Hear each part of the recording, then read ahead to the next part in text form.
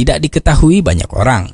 Dia adalah Dr. Muhammad Kamal Ismail, pemilik ide marmer dingin, kubah listrik dan payung yang megah di Masjidil Haram.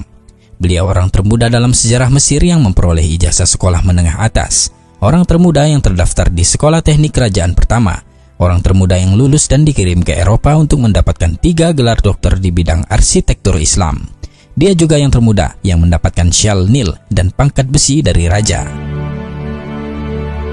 Dr. Muhammad Kamal menikah pada usia 44 tahun. Istrinya melahirkan seorang anak laki-laki lalu meninggal dunia. Setelah itu beliau tetap menyendiri dan mencurahkan seluruh waktunya untuk beribadah kepada Allah hingga wafat. Beliau menghabiskan hampir 100 tahun usianya untuk melayani 2 masjid suci, jauh dari sorotan media massa, ketenaran, apalagi uang. Dr. Muhammad Kamal Ismail adalah insinyur pertama yang melakukan perencanaan dan pelaksanaan proyek perluasan Masjidil Haram di Mekah dan Masjid Nabawi di Madinah.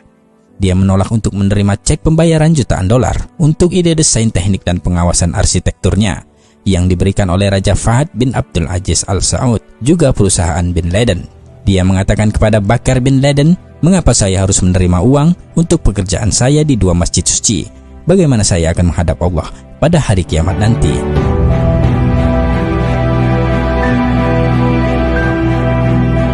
Dokter jenius ini memiliki kisah ajaib atas kuasa Allah yang menakjubkan dan luar biasa sehubungan dengan batu marmer yang dipakai untuk lantai Masjidil Haram, juga Masjid Nabawi. Dr. Kamal ingin menutupi lantai Masjidil Haram dengan marmer khusus yang bisa menyerap panas untuk jamaah yang melakukan tawaf. Marmer ini hanya tersedia di sebuah gunung kecil di Yunani. Beliau lalu pergi ke Yunani dan menandatangani kontrak untuk membeli marmer dari hampir setengah gunung tersebut, jumlah yang cukup untuk lantai Masjidil Haram. Beliau menandatangani perjanjian tersebut dan kembali ke Mekah. Setelah 15 tahun selesai pembangunan di Masjidil Haram, pemerintah Saudi memintanya untuk menempatkan jenis marmer yang sama di Masjid Nabawi di Madinah. Dr. Muhammad Kamal mengatakan, ketika raja memintanya untuk melapisi Masjid Nabawi juga dengan marmer yang sama, saya menjadi sangat bingung karena hanya ada satu tempat di dunia ini untuk mendapatkan marmer jenis ini, yaitu di Yunani, dan saya sudah membeli setengah dari yang tersedia. Dr. Kamal mengatakan bahwa ia pergi ke perusahaan yang sama di Yunani dan bertemu dengan CEO dan menanyakan jumlah yang tersisa dari marmer tersebut.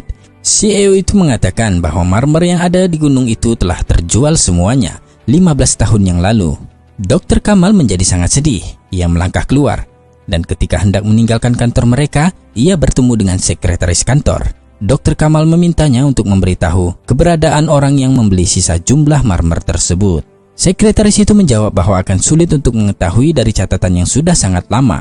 Atas permintaan Dr. Kamal, ia berjanji akan mencari berkasnya. Dr. Kamal kemudian memberikan alamat dan nomor hotelnya dan berjanji akan mengunjunginya kembali keesokan harinya.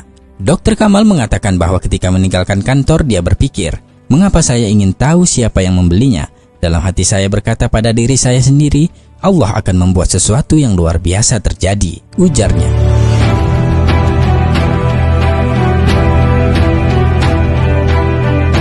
Keesokan harinya, beberapa jam sebelum berangkat ke bandara, Dr. Kamal menerima telepon dari sekretaris perusahaan itu yang mengatakan bahwa dia telah menemukan alamat pembeli. Dr. Kamal pergi ke kantor mereka dengan langkah lambat sambil berpikir, apa yang akan saya lakukan dengan alamat pembeli tersebut? Karena sudah bertahun-tahun berlalu. Dr. Kamal sampai di kantor dan sekretaris memberi alamat perusahaan yang membeli sisa marmer tersebut.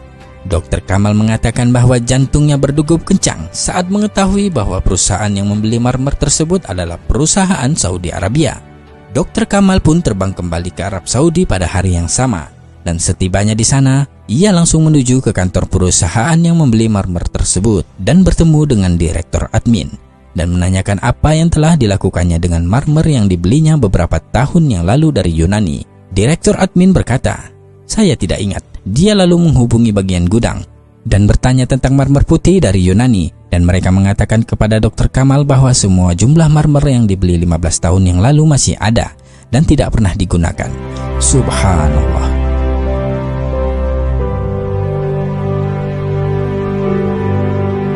Dr. Kamal mulai menangis seperti bayi, dan selanjutnya dia menceritakan kisah lengkapnya kepada pemilik perusahaan.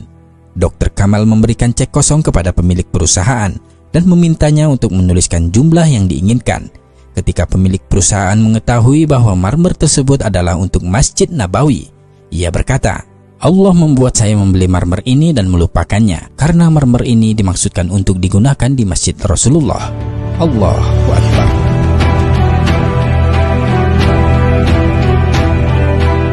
Betapa kuasanya Allah membuat skenario bagi hamba-hamba pilihannya, semua atas kehendaknya. Dr. Muhammad Kamal Ismail meninggal pada 2 Agustus 2008. Semoga Allah menempatkan beliau di tingkat tertinggi di surga Firdausnya kelak. Amin ya rabbal alamin. Wallahu a'lam bissawab.